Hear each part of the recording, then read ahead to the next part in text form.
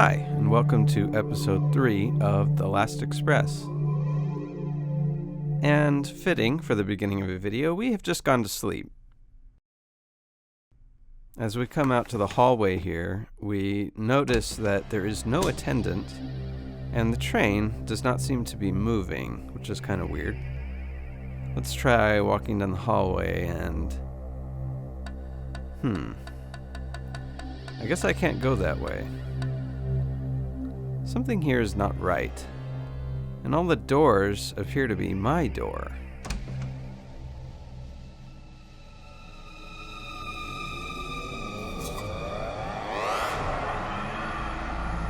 Why don't you make it sing? Well, that was obviously just a bad dream, and it is now 3:38 in the morning. We've woken up in Strasbourg. I suppose Kath is just a bit restless. Let's wander around a bit. In this car, we hear the sound of Miss Wolf playing her violin. The sound filling the forward sleeping car. I wonder how Madame Boutarel likes that at 4 in the morning. Let's see if Anna will speak to us now.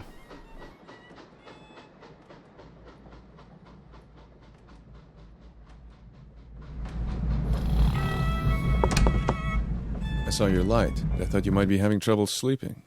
I had a bad nightmare. It woke me up. Can I come in? Why not? Runter, Maxel. Make yourself comfortable. I'm sorry the place is a mess. Do you always carry a gun on your concert tours? A woman traveling alone has to be careful. I would have thought Max was enough protection. You are not Tyler Whitney. Who are you? My name is Robert Kath. What do you want? Tyler Whitney was a friend of mine. What's that supposed to mean? Maxel, bleib hier. Sitz.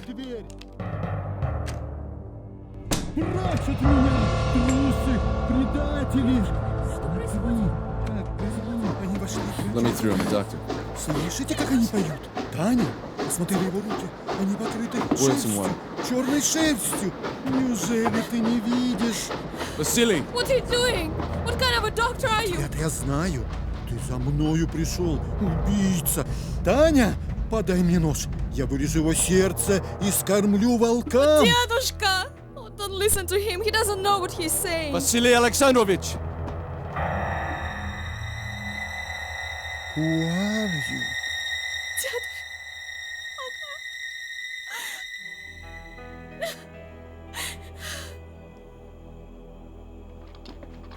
Set it down over there.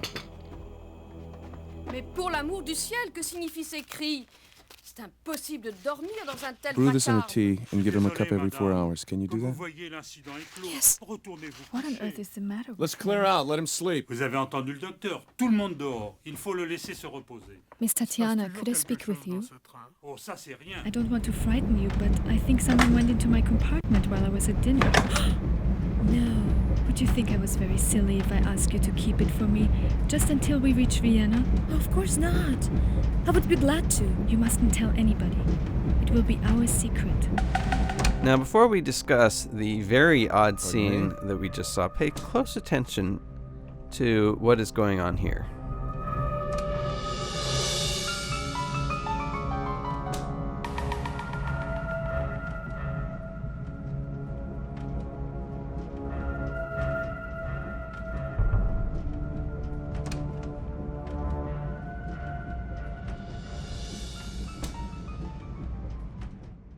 Okay, Anna just told Tatiana that she thinks someone has been in her room, and she wants Tatiana to hold something for her. And then she quickly runs to her room, returning shortly afterward, and goes into Tatiana's room, and then she leaves and goes to sleep. Good night, Miss Wolf. Good night, Mr. Whitney. So what on earth could they be speaking about? Now back to that scene. Anna, not entirely surprisingly, appears to be something quite other than just a concert violinist. She knows very well that Kath isn't Tyler Whitney, and she also carries a pistol with her, and she seems to have something quite valuable with her, which she gave to Tatiana. And she knows the Count's daughter somehow. That last thing may not be a shock if she travels on this train a lot, and maybe they do too. But the other ones are hard to reconcile with who she says she is. So there's something going on there. And the other thing we saw was that Kath is a doctor, which we actually didn't know. But he doesn't seem to be a very normal sort of doctor, does he? He doesn't so much heal or even calm Vasily, so much as he mesmerizes him with a deep stare. And then he gives Tatiana some sort of herbal remedy, which doesn't seem very doctorish, even for the early 20th century, at least to me.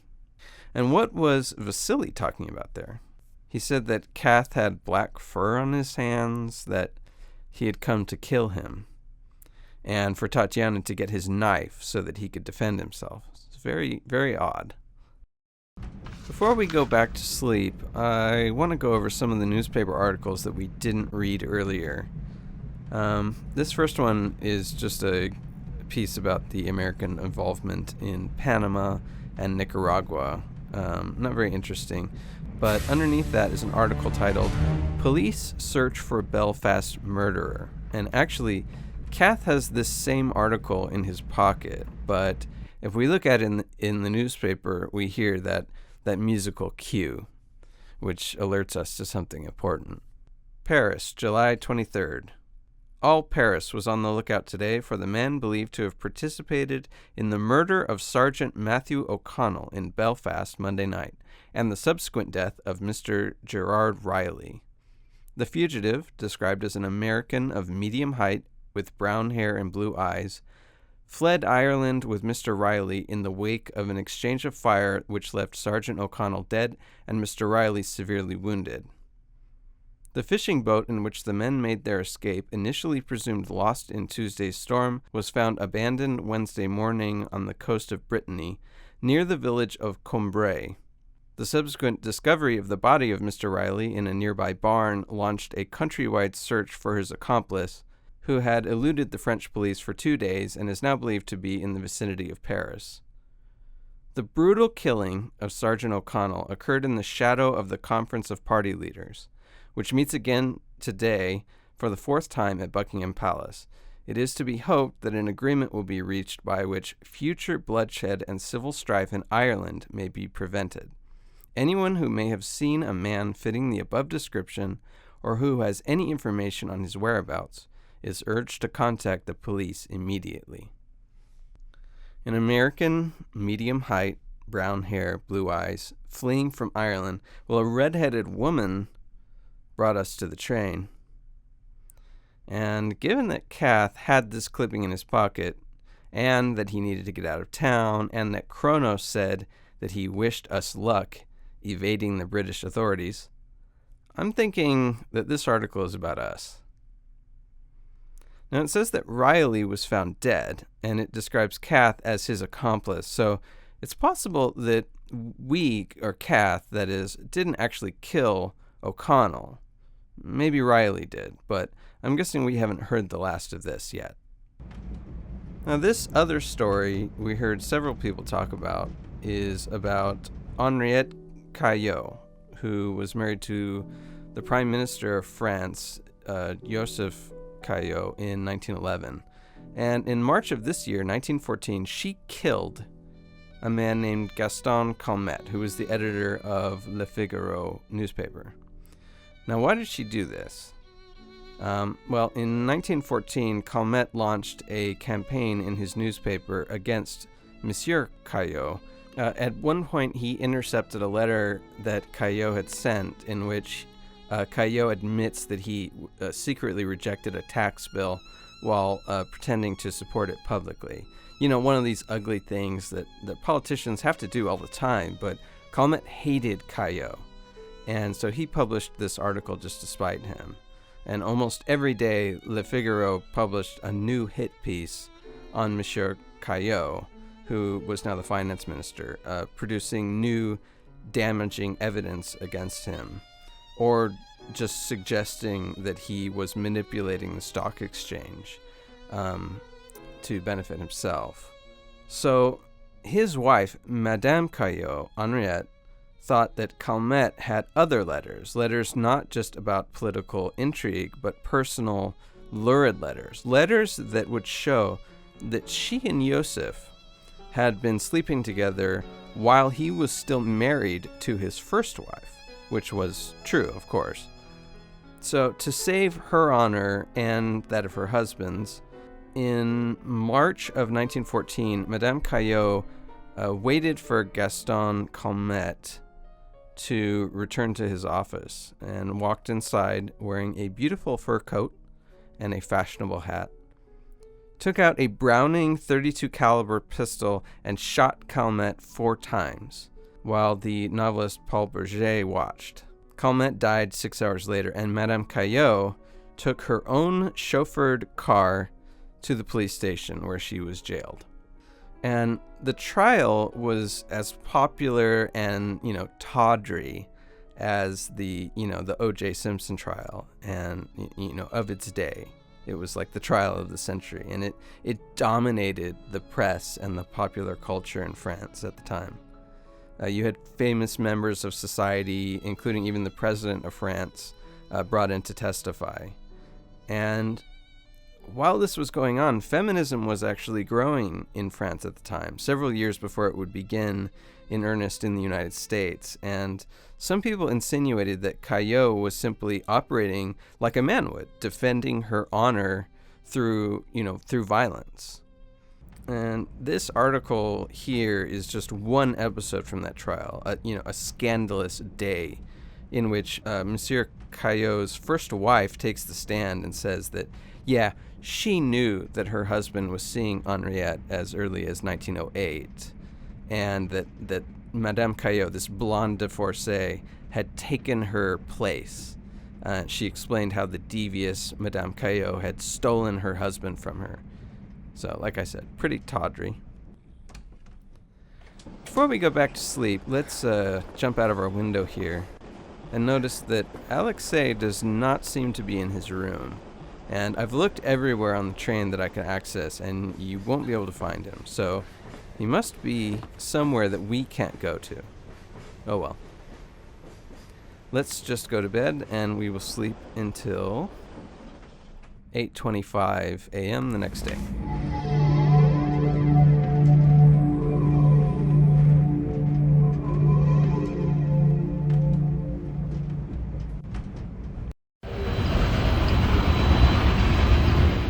And yes, this is real life. The train is moving. We are on our way to Munich, and we will arrive in a few hours, but it's a little deceptive. We don't have all that much time to do what we need to do this morning. The first thing I can think of is to talk to Tatiana and get the translation for the scroll, and also to see how Vasily is doing, I suppose. There's Milos, and we hear Anna still practicing. While I wait for something to happen here, I want to note that we can't actually just start knocking on people's doors and talking to them. So, for instance, if I knock on Anna's door right now, she'll respond with, "Who is it?" But Kath will just say that, "Oops, I knocked on the wrong door." And, this is a limitation of the way that the game is structured. You can't just have conversations with people when you want to, or even when it would be natural to, like you can in most adventure games. It is a real limitation. It has to be said. Anyway, we can talk to Milos, but I want to overhear this conversation first. Bonjour, monsieur. Est-ce que vous avez trouvé un passe-partout? Non? Vous avez perdu votre clé? Hier soir, pendant la crise du comte Obolensky. Elle est peut-être tombée de ma poche pendant la confusion. Cette clé ouvre toutes les portes du train. Je ne voudrais pas paraître suspicieux, mais est-il possible que l'un des passagers vous l'ait volée? C'est difficile à croire. Enfin, qui? peut-être l'Américain. Il a l'air d'un fauteur de troubles. Je l'ai souvent vu traîner dans le couloir. Le docteur? Il était là, hier soir, dans le compartiment du comte Obolensky. Il y avait tant de monde, il aurait pu profiter de la confusion pour vous la voler. Il n'y avait pas tant de monde. Juste Madame Wolf et Mademoiselle Tatiana. De toute façon, la clé a disparu. Soyez attentifs. Très bien, monsieur. Okay, now let's talk to Milos. Come in. Milos, we need to talk. Pazi, možda je naoružan. August Schmidt thinks I'm Tyler. I went along with it to keep the game going. Now I want to know what the game is. Nemoj ništa da mu govoriš. On je bre ženo Tylerov prijatelj. Tebi je svako prijatelj. Come on, sit down. Have you heard of unity or death? Sure. That's Harvard's motto. Or is it the post office? Unity or death is a sacred vow. Crna ruka, we have all taken it. Tyler too. He always liked that sort of thing. He gave his life for this. Tyler came to us in the winter. We were hiding in the mountains of Bjelašnica, north of Sarajevo. Šta se njega tiče gde je Bjelašnica? A hoćeš ti me ražaska glavu da pustiš da govorim? When Tyler came, we had no food, no guns, nothing. Tyler brought us guns. What did Tyler want from August Schmidt? Tyler was given a mission by the general himself. It was a great treasure that belonged to the Serbian people. What was it? It was called the Firebird. I never saw it. Tyler was to sell it for gold to buy the guns from the German. If the German finds out that we have lost the gold, everything is lost. You must tell him that we have the gold and that we want to buy the guns. Why should I help you cheat August Schmidt? Cheat him? How can you speak of cheating a German? The Germans are taking our land, the food from our children. We are like slaves in our own land. Tyler understood this. If you betray us, you betray the cause he died for. It's your cause, not mine. Da ga ubijem odmah. Zabranjujem ti, on je bio Tylerov prijatelj. Ti ćeš ga pustiti da izađe odavde? Ti si veća budala nego što sam mislila. Oh, by the way, Herr Schmidt mentioned that he was having some merchandise put on the train at Munich. So long. Madame. Okay, there we go. Pardon me. We now know Pardon me? that Tyler Whitney was carrying a Serbian relic called the Firebird with him, and his aim was to sell this item to Kronos to get gold to buy guns from August Schmidt. And Tyler was a true believer in the Serbian cause, and as an American, he was in a good, neutral position to broker a deal with the Germans. Now, Kath clearly doesn't want to be helping the Serbians out of any kind of sympathy for their cause. But we don't know who killed Tyler. And if our real motivation here is to find out who did it, then I think it behooves us to let this deal play out at least a little bit longer. But to do this, we're going to need to find the Firebird, whatever the hell the Firebird is. By the way, we also heard the conductor there say that he lost the master key, the key that opens every door on the train, and that somebody stole it, like maybe it fell on the ground and somebody picked it up, and it wasn't us. So who do you think it was? I also want to note at this point, given the nature of the deal that was going to happen, nobody on the train that we know of had any obvious motive for killing Tyler. It kind of seems like the only person who would want him dead was either somebody who happened to know that he had the Firebird and wanted it for himself, which would presumably not include any of the Serbs, or someone who wanted to sabotage the deal for other reasons, maybe political ones. In that case, Schmidt would have to not be in league with the German or Austrian government. We don't actually know much about August Schmidt. Where is he getting these guns? Who does he represent? Is he just a private agent who happens to have a bunch of guns? Anyway, let's hop over to Tatiana. Good morning. How is your grandfather? He's sleeping. Good. Don't forget the tea. I won't. I want to thank you for what you did. I don't know what I would have done if you hadn't been there. Has he been ill for long? I don't know. I've been living in France. Grandfather came to bring me home to Russia. I knew he wasn't well, but I have written out your poem. Thank you, Tatiana. What? Excuse me.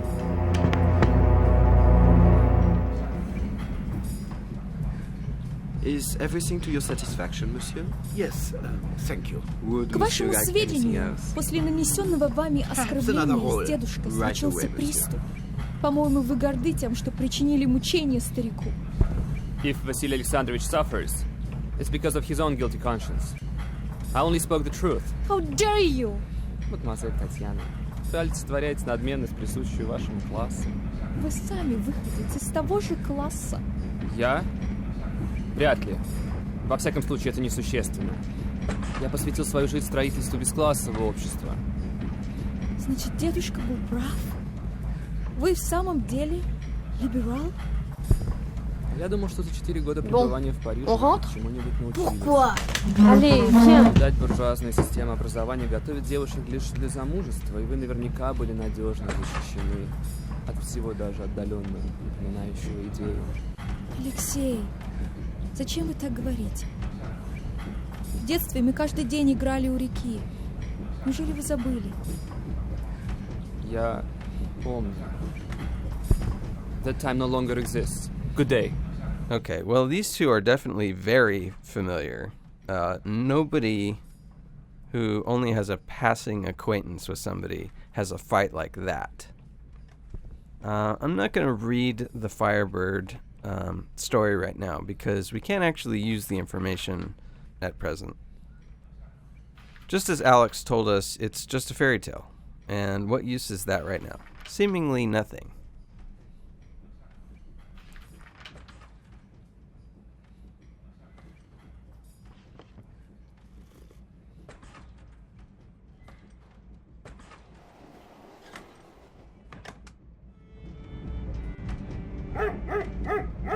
J'ai vu un scarabée noir. Vraiment? Oui, et je l'ai attrapé. Mais il est parti. Francois saw a beetle. A beetle. Where might we find a beetle? Why would we find a beetle? Excuse me.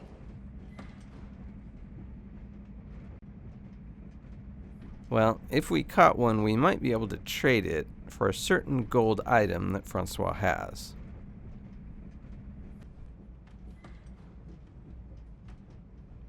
So I'll click a whole bunch of times. There we go. And we catch the beetle in our empty matchbox. Later, we'll see if we can make this deal go down. For that, though, I think we need to find out more about the Firebird. After all, we have no idea what the hell it is. Would you open my compartment? Oh, and by the way, we can look in this attendant's sketchbook, and he'll add pictures as the game goes on. None of it's useful, but it's just a little bit interesting. We know that the one person on the train who knows what's going on is Kronos. He knows exactly what the Firebird is, one would think, given he's prepared to fork over a king's ransom in gold for it. Maybe if we can get in the same room with him, show him that Kath knows what Tyler knew, he will open up to us a bit.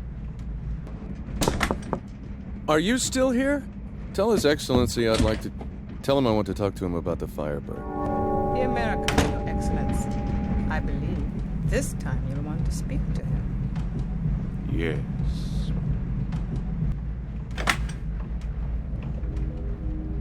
Come in. Make yourself comfortable. Why, thank you, Kahina. I think I will. Good morning, Mr. Kath. I hope you have good news for me today. That depends. Do you still want the Firebird? Do you have it? What happened to Tyler? The misadventures of Mr. Whitney and his colleagues are of no interest to me. Let us conclude this transaction quickly. We both have many other things to do. I with my collection, and you with your travels and special interests. Your treatment of Vasily Alexandrovich, for example. Datura Stramonium. Very interesting. It's very simple. Simple to us, perhaps, but few European doctors would have thought of it. Once in Nigeria, but I digress. Do you have the Firebird? Not technically. Then I shall waste no more of your time. I shall look forward to our next meeting, Mr. Calvin.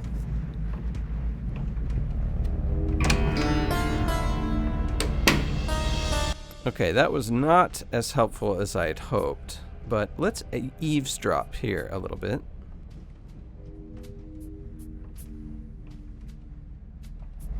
He knows nothing. It is as I thought. The Austrian woman has the Firebird. Forgive me, Your Excellency. I told you so last night. Why have you not searched her compartment? The compartment is guarded, Your Excellency, day and night. Ah, yes. The dog. I am not afraid, Your Excellency, but if I enter the compartment, that dog will attack me. If Your Excellency wishes, of course. I understand, Kahina. Several hours remain before Vienna. I will arrange a convenient absence for Miss Wolf, and this animal whose presence seems to make you so uneasy. Then, Kahina, you will find the Firebird. Yes, Your Excellency. Okay, Kronos thinks that Anna has the Firebird, and you know, we would be inclined to believe him. However, we saw something that he didn't. We saw a very conspicuous scene where Anna moved an item into Tatiana's room, saying that she was worried about it. Anna somehow knew that Kahina was searching every room on the train, which we actually saw her doing earlier in the game. How does she get into all those rooms? We don't know. But if she searches Anna Wolf's room, I suspect she is going to come up empty. And that means that the Firebird is probably in Tatiana's room and is probably therefore safe, at least for now. Notice in that scene that Kronos mentioned that Kath used Datura stramonium on Vasily. Datura is a plant in the nightshade family, and it's like an old-time herbal medicine for many different ailments, but apparently usually was used for pain or to knock somebody out for surgery. It's a pretty potent hallucinogen. And one would think that by 1914, a normal doctor would not be using it. So this is a sort of a second indicator that Kath is a little bit weird as a doctor. Now, we currently have no way of getting into Tatiana's room to steal the Firebird. Tatiana keeps her door locked, and we don't have a key. We could sneak into Vasily's room, but the bathroom door to her room is also locked. And for whatever reason, you can't use the window trick in Vasily's room. I don't know why. Pardon me? So I guess we're just going to have to leave it for now. Maybe we should be looking for the master key instead. Bonjour, monsieur. First things first, though, I got a bug in my pocket, and I would like to not have that in my pocket. Eh, petit, viens voir. Tu me le donnes? Non. Je l'ai trouvé. Il est à moi. Aha, there, Kath wisely decides to make this kid have to give up something for the beetle. We're not going to give it to him for free. So if we wait for Francois for a little while, he will go into his room.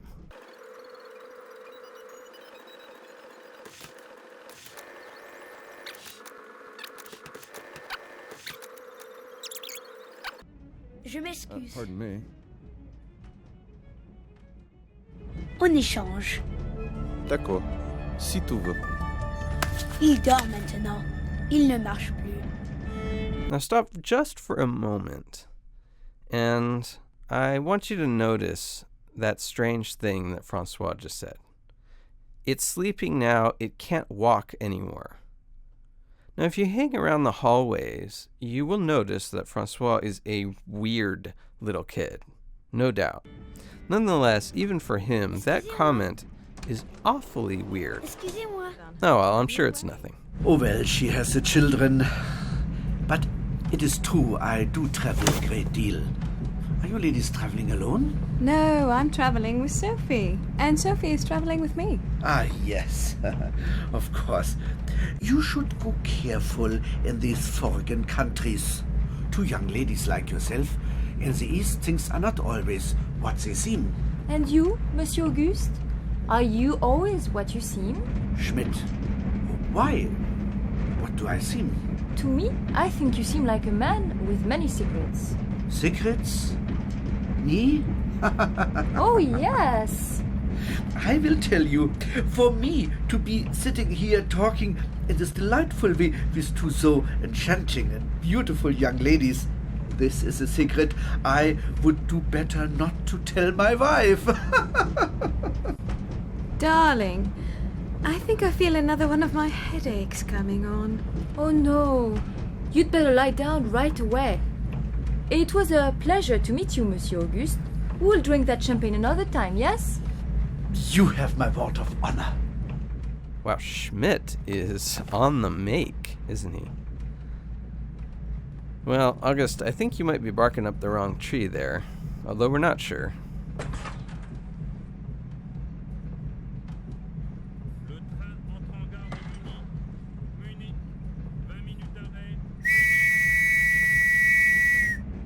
Yep, it's a whistle.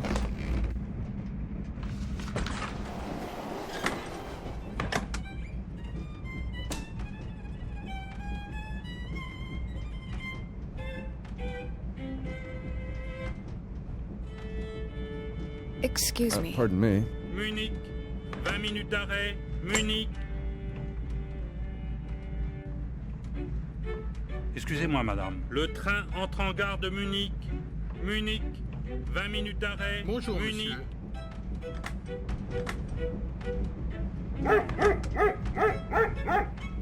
Herr Whitney, soon we will arrive in München. Are you ready to proceed with our agreement?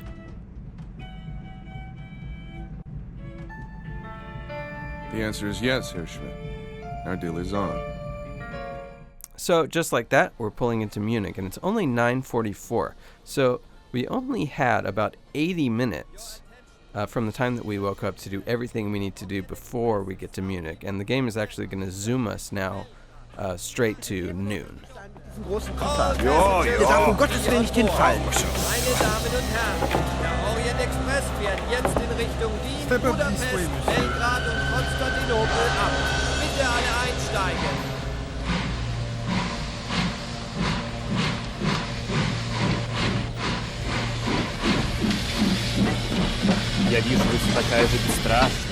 I'm going to leave it there for today. We're picking up steam. We know the deal that Tyler was going to make.